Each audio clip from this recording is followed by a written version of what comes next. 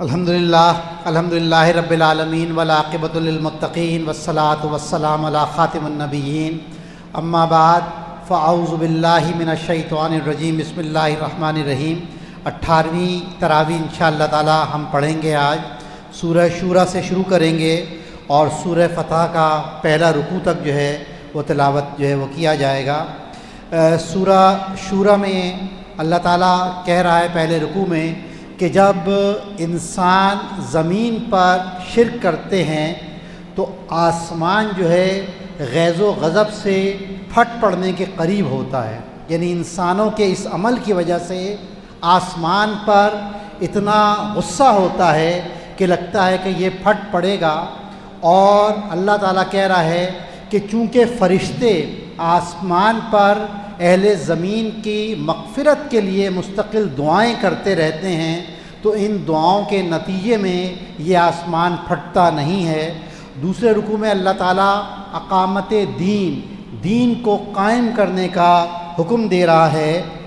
اس نے کہا، اللہ تعالیٰ نے کہا کہ اس نے تم لوگوں کے لیے دین کا وہی طریقہ مقرر کیا ہے جس کا حکم اس نے نوح علیہ السلام کو دیا تھا، اور اس کے بعد وحی کے ذریعے نبی مہربان صلی اللہ علیہ وآلہ وسلم کو دے رہا ہے. اور اس نے یہ ہدایت ابراہیم، موسیٰ اور عیسیٰ کو اس تاکید کے ساتھ کی کہ میرا دین قائم کرو اور اس میں متفرق نہ ہو جاؤ. یعنی میں نے بار بار اس سے پہلے بھی بات آئی ہے کہ نبی مہربان صلی اللہ علیہ وسلم کا جو بنیادی کام اللہ تعالیٰ نے بتایا ہے، جو سب سے بڑی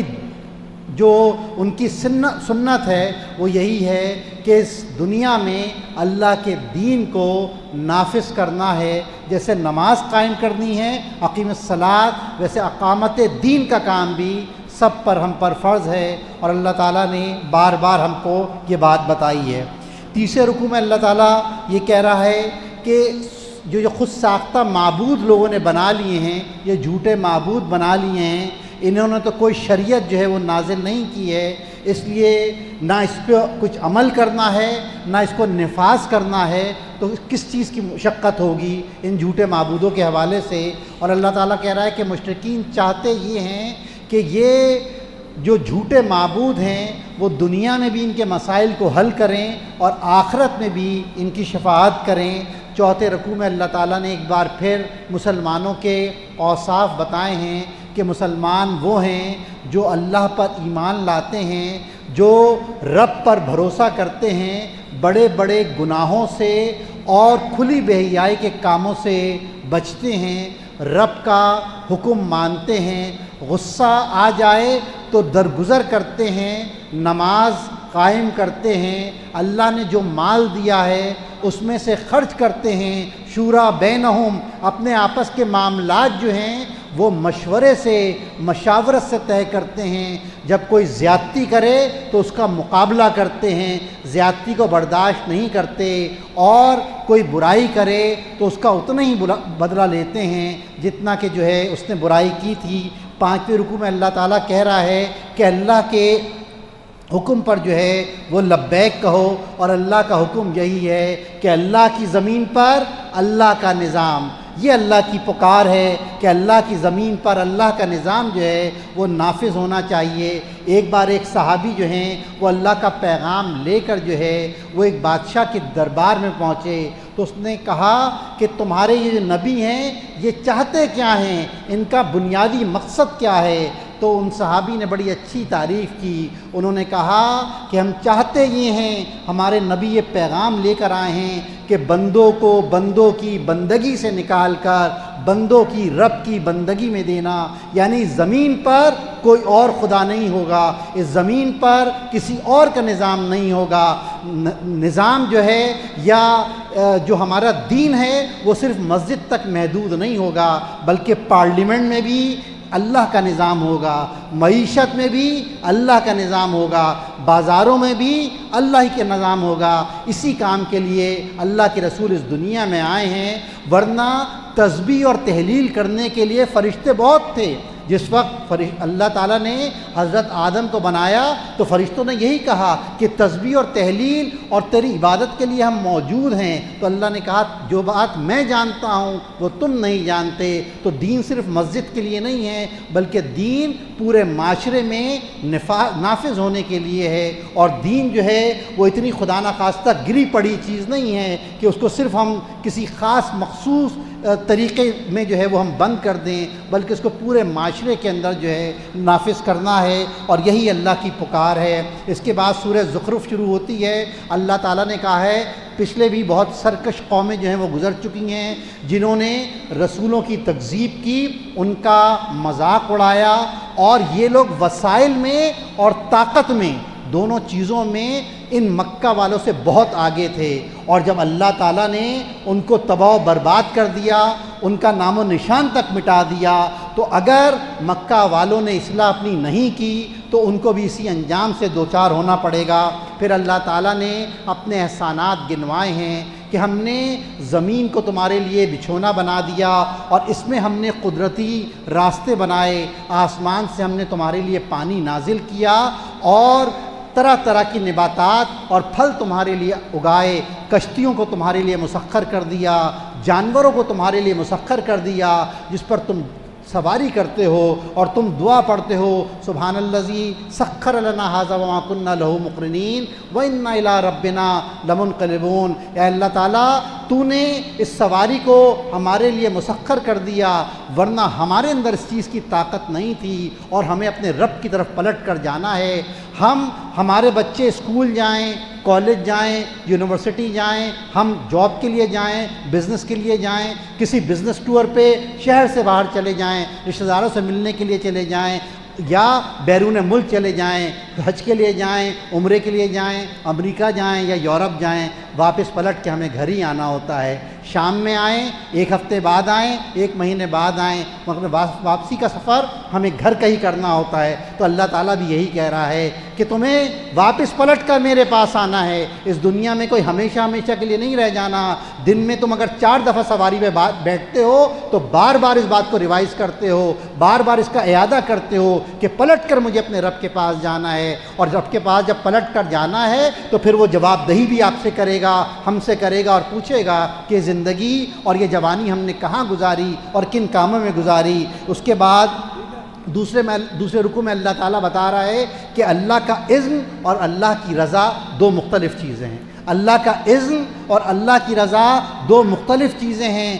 مشرکین کہتے تھے کہ اللہ چاہتا تو ہم شرک نہیں کرتے، تو اللہ تعالیٰ کہہ رہا ہے کہ جو شخص گمراہی پر تل جاتا ہے، گمراہی اپنے لیے لینا چاہتا ہے، اس کو بھی اللہ کے اذن سے ہی گمراہی ملتی ہے، مگر یہ اللہ کی رضا کا راستہ نہیں ہے، بلکہ یہ اللہ کی ناراضگی کا راستہ ہے۔ اور جو تم نیکی کرتے ہو، جو تم کوئی اچھا کام کرتے ہو، وہ بھی اللہ کی دی ہوئی توفیق سے ہوتا ہے۔ اسی لیے مؤذن جب پکارتا ہے حی علی الصلاۃ حی علی الفلاح، تو اس کے جواب میں ہم کہتے ہیں لا حول ولا قوت الا باللہ، کہ اللہ تعالیٰ نیکی کرنے کی توفیق بھی تو دے گا اور برائی سے رکنے کی بھی توفیق تو ہی دے گا۔ اور اس کے بعد تیسرے رکوع میں اللہ تعالیٰ یہ کہہ رہا ہے کہ نبوت جو ہے وہ اللہ کی عطا ہے۔ مشرکین مکہ کہتے تھے کہ اگر اللہ کو کوئی نبی ہی بنانا تھا تو طائف کے کسی سردار کے اوپر یا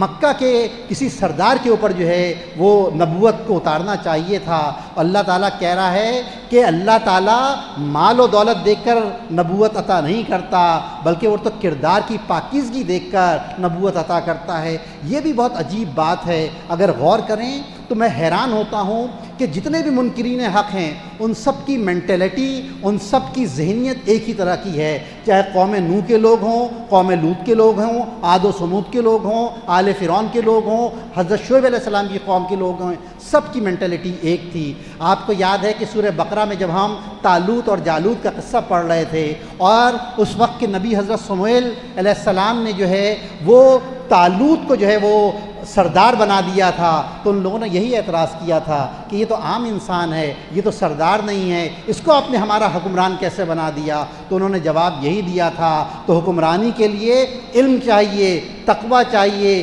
ذہنی اور جسمانی صلاحیتیں چاہیے، صبر و استقامت چاہیے، صبر و استقلال چاہیے، یہ سب چیزیں اس کے اندر موجود ہیں، تم میں نہیں ہیں۔ اور نبوت جو ہے وہ لاٹری نہیں ہے کہ کسی کے نام بھی کھل جائے، نبوت اللہ تعالیٰ بہت سوچ سمجھ کر، دیکھ کر، اور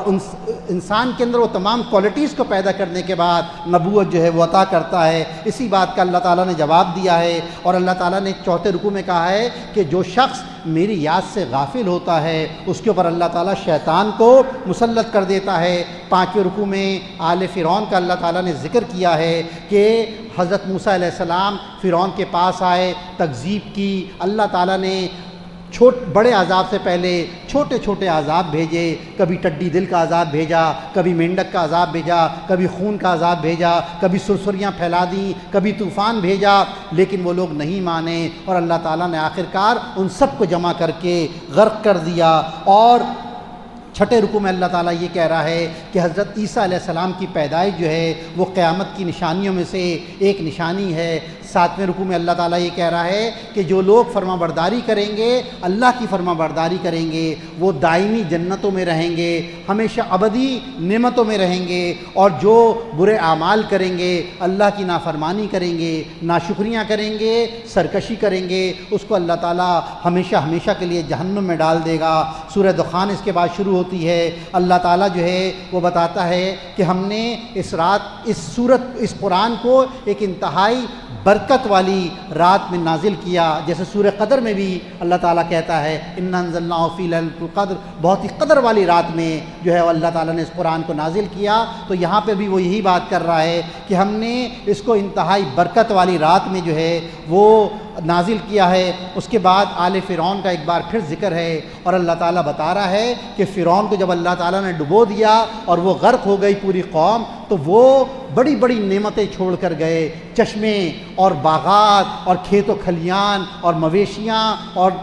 محلات، اور اللہ تعالیٰ نے ان سب چیزوں کا وارث جو ہے وہ دوسروں کو بنا دیا۔ دوسرے رکوع میں اللہ تعالیٰ کہہ رہا ہے کہ جب بھی یہ منکرین حق جو ہے ان سے مر کے جی اٹھنے کی بات کی جاتی ہے اور بتایا جاتا ہے کہ تم مر کے دوبارہ اٹھائے جاؤ گے اور اللہ تعالیٰ تم سے جواب دہی کرے گا، تمہاری زندگی کے بارے میں سوال کرے گا، تو یہ کہتے ہیں کہ اساطیر الاولین، یہ پچھلے وقت کی کہانیاں ہیں، یہ سب کہانیاں اور افسانے ہیں، مر کے کوئی جو ہے وہ دوبارہ نہیں اٹھایا جائے گا۔ تیسرے رکوع میں اللہ تعالیٰ جنت اور جہنم کا ذکر کر رہا ہے۔ اللہ تعالیٰ کہہ رہا ہے کہ جہنمیوں کو ہم زقوم کھانے کو دیں گے اور کھولتا ہوا تلچھٹ وہ پینے کو ملے گا، اور اللہ تعالیٰ کہے گا فرشتوں سے کہ ڈال دو اس کے سر پر کھولتے ہوئے پانی کا عذاب۔ دنیا میں بڑا عزت دار جو ہے وہ بنا پھرتا تھا۔ اللہ تعالیٰ ہم سب کو محفوظ رکھے، اور اللہ تعالیٰ کہہ رہا ہے کہ خدا ترس لوگ، اللہ کے فرما بردار لوگ امن والی جگہ پر ہوں گے، اور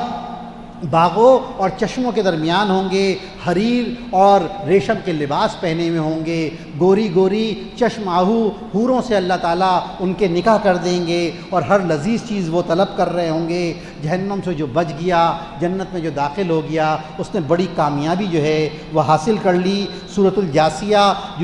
الجاثیہ کے پہلے رکوع میں اللہ تعالیٰ آیات آفاقی، آیات نفسی اور آیات قرآنی کے اوپر غور و فکر کرنے کا ہمیں دعوت دے رہا ہے۔ آیات آفاقی یعنی اللہ تعالیٰ کہہ رہا ہے کہ یہ زمین، یہ آسمان، یہ چاند، یہ سورج، یہ ستارے، یہ ہواؤں کا چلنا، یہ بارش کا ہونا، مردہ زمین کا جل اٹھنا، یہ سب اللہ تعالیٰ کی جو ہے وہ نشانیاں ہیں۔ انسان کو اس پر غور کرنا چاہیے، اور انسان کو اپنے اوپر بھی غور کرنا چاہیے کہ وہ کیسے پیدا ہوا۔ اللہ تعالیٰ کہتا ہے کہ ہم نے انسان کو نطفے سے پیدا کیا، اس کو ایک محفوظ جگہ پر ٹپکا دیا، اور اس نطفے کو ہم نے جمے ہوئے خون میں بدل دیا، اور اس خون سے ہم نے بوٹی بنائی، اس بوٹی سے ہم نے ہڈی بنائی، ہڈی کے اوپر ہم نے پھر بوٹی چڑھائی، اور اس کی شکل و صورت بنائی، صحیح سالم بچہ ہم نے اس دنیا میں بھیج دیا۔ ایک بوند سے اللہ تعالیٰ نے انسان کا پورا بچہ جو ہے وہ تخلیق کر دیا، اس کو طاقت دی،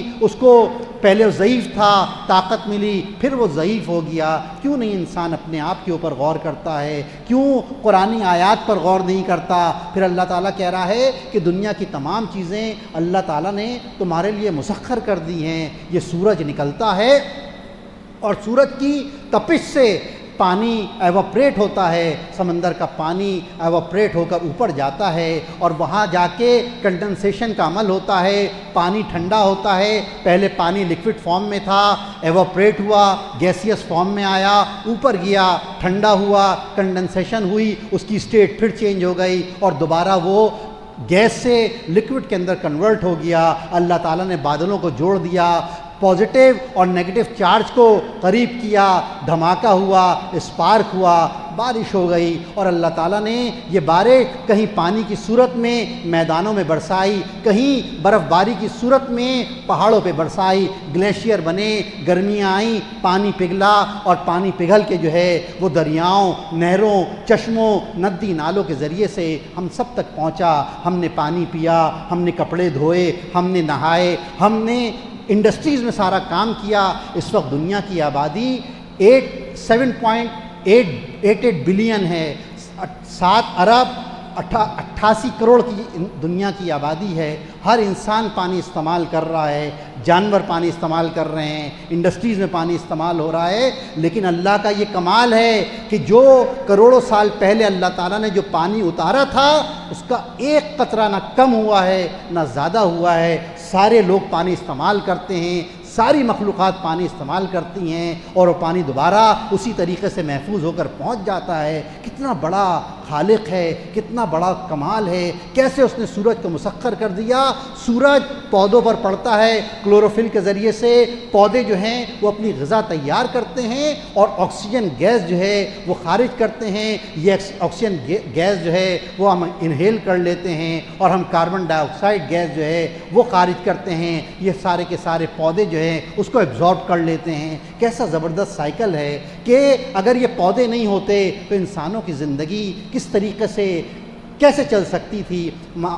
کووڈ آیا 2-3 سال پہلے، ہمارے چچا بھائی لاہور میں بیمار ہو گئے شدید طریقے سے۔ 1.5 مہینہ آکسیجن سلنڈر کے ذریعے سے ان کو آکسیجن دی گئی، 5.5 لاکھ روپے کا بل بنا 1.5 مہینے میں۔ آپ سوچیں کہ 50, 60 اور 70 سال میں ہم اربوں روپے کی اللہ تعالیٰ کی آکسیجن جو ہے وہ خرچ کر لیتے ہیں اور شکر بھی ادا نہیں کرتے، اس کے سامنے اکڑتے بھی ہیں اور اس کے سامنے کفران نعمت بھی کرتے ہیں اور سمجھتے ہیں کہ یہ سب چیزیں بائی ڈیفالٹ ہمیں ملنی چاہیے تھیں۔ یہ سب اس رب العالمین کا فضل ہے، کرم ہے۔ وہ یہی کہتا ہے کہ آیات آفاقی کے اوپر بھی غور کرو، یہ آفاق کے اوپر بھی غور کرو، اپنے آپ پر بھی غور کرو، قرآن پر بھی غور کرو، اور یہ چیزیں اللہ تعالیٰ نے یہ تمہارے نوکر بنا دیے ہیں۔ یہ سورج، چاند، یہ ستارے، یہ سب تمہاری نوکری کر رہے ہیں، ان سب کو، اور اللہ تعالیٰ کا پھر شکر ادا کرو۔ اس کے بعد اللہ تعالیٰ جو ہے وہ اس کے بعد سورۃ الاحقاف جو ہے وہ شروع ہوتی ہے۔ اللہ تعالیٰ کہتا ہے کہ اس کتاب کا نزول ایک زبردست ہستی کی طرف سے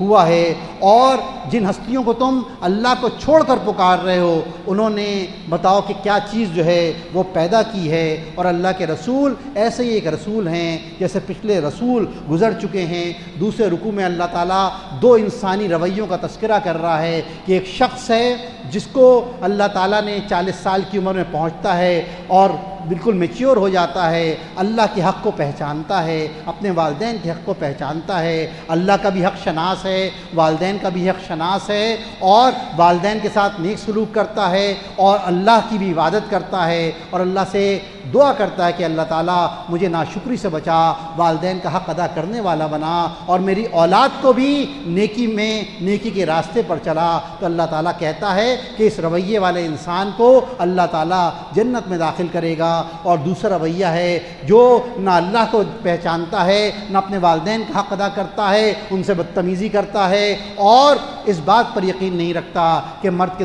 کے دوبارہ اٹھایا جائے گا، تو اللہ تعالیٰ اس کو ہمیشہ کے لیے جہنم میں پھینک دے گا۔ تیسرے رکوع میں قوم عاد کی بربادی کا ذکر ہے۔ چوتھے رکوع میں جنات کا قرآن سننے کا جو ہے وہ تذکرہ آیا ہے۔ اللہ کے رسول صلی اللہ علیہ وآلہ وسلم جب طائف سے واپس آ رہے تھے تو نخلا کے مقام پر اللہ کے رسول صلی اللہ علیہ وسلم نے نماز ادا کی۔ وہاں سے جنات جو ہے وہ گزر رہے تھے، انہوں نے اس قرآن کو بہت غور سے سنا۔